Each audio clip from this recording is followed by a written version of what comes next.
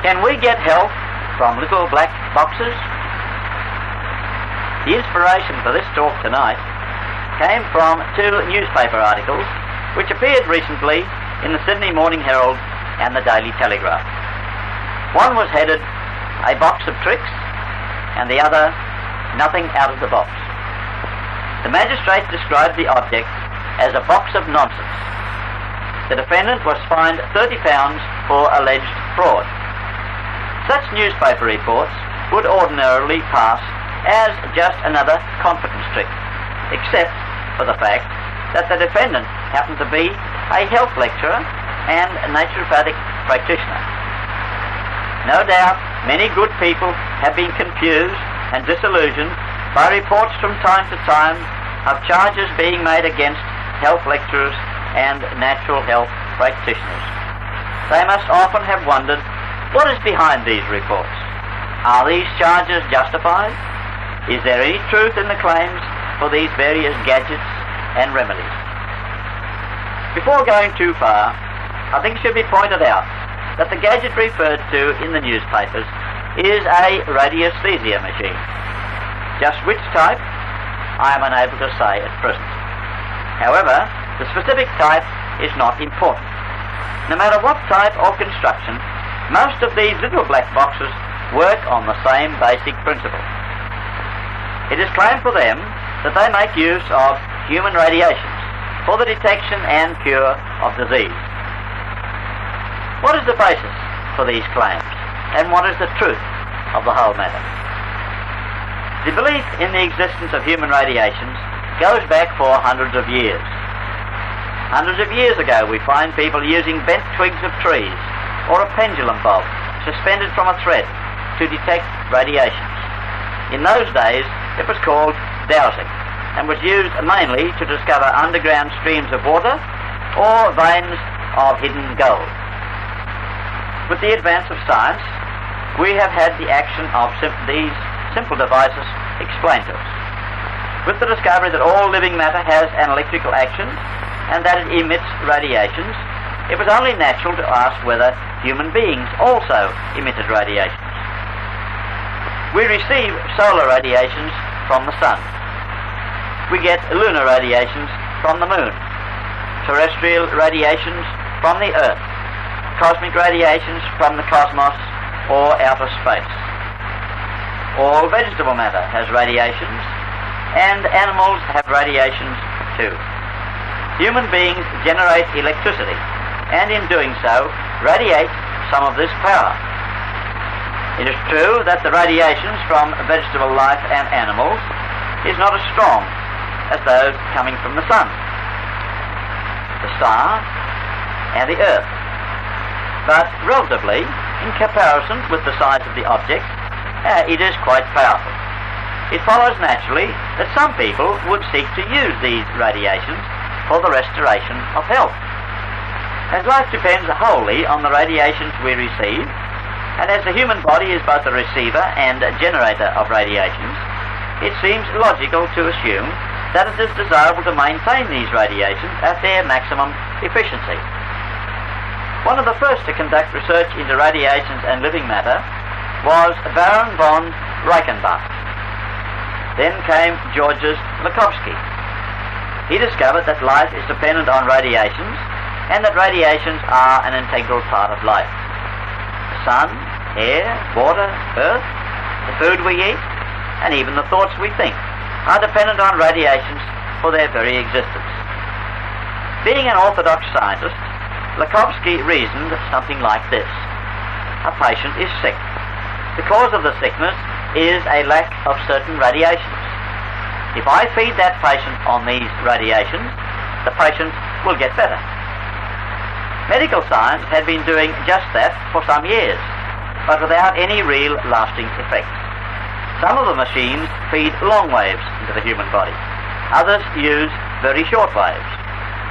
Lakhovsky believed that the reason these machines all lacked something was that they used only certain wavelengths. He reasoned that if all of the wavelengths could be fed into the body, they could create a balance and restore normality. So he devised what he called a multi-wave oscillator for this purpose. In 1909, Albert Abrams, a German doctor, also did research along the same lines, but attempted to use the radiations not from an electrical machine, but from another human body.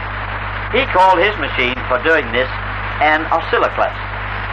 The Abrams electronic reactions were a controversial topic for some years, and with the death of Abrams, his theories largely died out. All the time, the medical doctors were experimenting with electrotherapy in its varied forms. The outsiders were also busy. Several machines based on a similar principle to Abrams were devised. The main point of difference was that where Abrams used percussion to elicit responses from the nervous system of the patient, the new practitioners used a pendulum, which they held over the sick body or even over samples from the sick person. The machines in some cases are very similar to the Abrams oscilloclast. In recent years, it has been called radiesthesia, or sensitivity to radiations. This is a term which covers diagnosis and treatment by means of these little black boxes. One school of thought has merged with an older system of chromotherapy, or colour treatment. But whereas the older system used coloured light, this new method uses a non-luminous method. Many strands of coloured cotton of different colours or discs of paper are used. One is supposed to tune in to the correct colour and simply sit in front of the machine. It has also been claimed that the treatment can be transmitted over hundreds or thousands of miles, thus allowing the practitioner to treat patients at a distance. About 1956, I became interested in radiesthesia through correspondence with a man in France. Arthur Voisey then lived on the Riviera, and we corresponded for some years. I carried out tests designed by Arthur Voisey, with the object of trying to determine whether these radiations did in fact exist, and if they did, if they could be used for the cure of disease. Mr. Voisey used a simple pendulum to detect the existence and extent of disease. He then attempted to send human radiations to the person designated. There is no question that Mr. Voisey could diagnose disease at a distance of some hundreds of thousands of miles. He had never met any of the patients whom he diagnosed, yet he did diagnose them accurately. He claimed that radiations would only take effect on those people living on a completely raw fruit or vegetable diet, and he insisted that they carry out this regimen while he transmitted radiations to them. I carried out the tests faithfully and with an open mind. No doubt you are all wondering what happened. Well, the patients all got better. On the surface, this may seem good evidence that human radiations do assist in the restoration of health. This superficial reasoning is, of course, quite wrong. I had taken precautions and conducted the tests in such a way as to exclude most errors. While the patients got better, we cannot assume that just because human radiations were being sent, that they can be credited with the cure of disease or restoration of health. All of my patients were being treated by the system of natural healing known as cosmotherapy. Now, cosmotherapy uses all of the forces of nature in a natural way to restore and maintain health, including human radiations.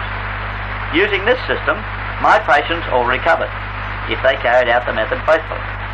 Using all the methods of diagnosis at my disposal, I could not detect any difference in the results gained by those who allegedly received human radiations from Mr. Voisey and those who did not, although his patients did recover.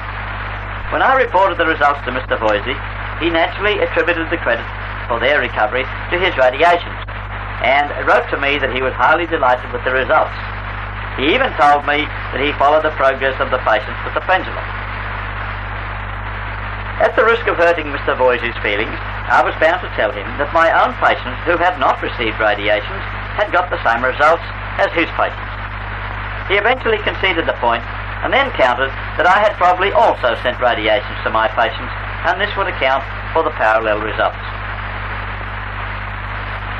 Since then, I have experimented with the so-called sleep circuits of F.E. Eman. Using very sensitive apparatus, I succeeded in detecting radiations as they passed into and out of my body.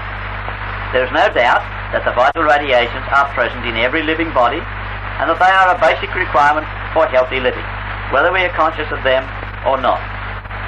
Some of the naturopathic practitioners today like to feel that they are working scientifically by directing these rays by means of what have been dubbed little black boxes. What is the truth about the whole complicated setup? Scientific research workers such as Cryle, Woodruff, Lakhovsky and Abrams have demonstrated that these radiations do exist, that they are vital to our well-being. There, an incorrect philosophy of life deserted them. They became bogged down in the fruitless search for a machine to do the work of nature. Now, at the risk of being thought dogmatic, I'm going to state positively, there has never been a machine and there never will be a machine which will correctly duplicate natural phenomena. We need the vital life forces called radiations. Without them, we die. If they are lacking in quality or quantity, we will have various degrees of ill health. But the remedy is not to replace drugs with unnatural radiations in our search for health. Unbalanced and imperfect in quality and quantity, and induced indirectly by means of a machine, these radiations cannot succeed in producing health. We can get all of the radiations we need directly from the sun, the air, the earth, the cosmos, from water, and from foods grown naturally in the soil. I have detected these radiations. I have felt them. But let me assure you that the radiations obtained directly from nature are more powerful, more balanced, of better quality, and more effective than anything we get from a little black box. This is the purely physical aspect. There is another aspect, not so widely appreciated. I do not believe that radiesthesia or of any kind should be encouraged, because it induces a negative state of mind in the patient. While consciously, the patient may not credit the little black box with miraculous powers, the subconscious mind does do this. And since the subconscious mind has such a powerful influence on our nervous systems, we must recognize the danger of this factor. We naturopaths believe that the sole power for health and healing resides within the cells of our body. Each tiny cell, individually and collectively, has a will to live and an inherent force which strives to reproduce itself and to maintain its integrity. We must be positive about this. Any negative attitude of doubt in the self-healing powers of our bodies must create a negative condition in the subconscious mind. In the presence of negative radiations, the body cannot function efficiently. We must understand quite clearly that no gadget, whether it be a little black box or a nickel-plated box, can produce health or cure disease. For millions of years, man has done without them. For millions more, he will do without them again.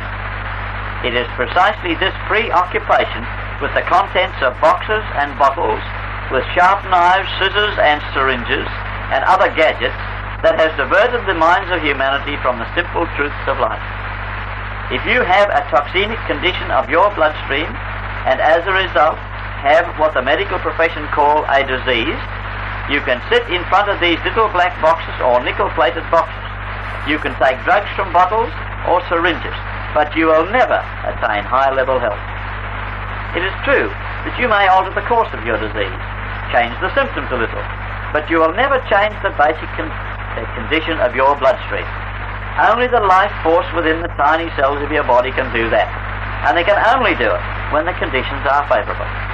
All natural treatments must have as their aim the satisfaction of the basic requirements of the body. The most we can do is to restore normality. When this is done, nature, or the cells of the body, will do the rest. So, in recapitulation, we can recognize that while the people who advocate the use of machines or little black boxes may do so with the highest motives and with the best interests of the patient at heart, yet the basic principles are wrong. Let those who are weak look for these unsteady crutches. Those of us who are destined to lead humanity out of darkness into light must always propagate those teachings which will stand the test of scientific investigation and which will lead man to a better appreciation and consciousness of the facts of life and health. mind tells us indeed we fly from one subject to another. And here is Mr. Alan Green, Vice